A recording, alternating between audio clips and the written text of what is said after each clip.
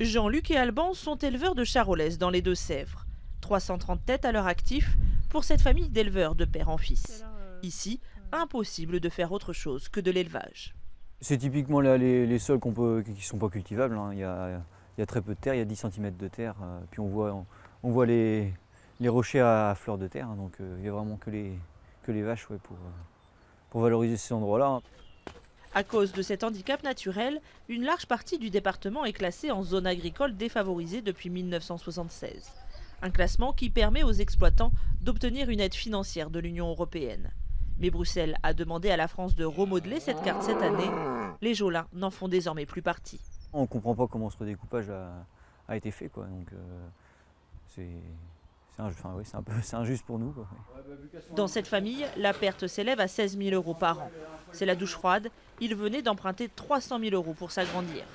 Ça représente le revenu le revenu d'une personne, quoi. Non, on s'y attendait vraiment pas du tout. C'est un petit peu dur à avaler, quoi, donc à accepter, et puis de se dire qu'on avait quand même créé un projet, on a investi en fonction de ça, on a calé nos annuités en fonction de ça, et puis on se rend compte qu'à la fin, on nous les supprime. Les Deux-Sèvres, c'est le grand perdant de ce redécoupage. Seule une centaine d'exploitations restent en zone défavorisée contre plus de 1000 auparavant. Les leaders syndicaux ont fait leur compte. Avec cette nouvelle carte, la viabilité de certaines exploitations est compromise. Pour certains, c'est un coup de massue. Peut-être que tout le monde n'en a encore pas conscience, puisque la diminution est progressive, hein. Déjà en 2019, on ne touchera que 80% de ce qu'on avait précédemment. En 2020, simplement 40%. Et puis en 2021, 0.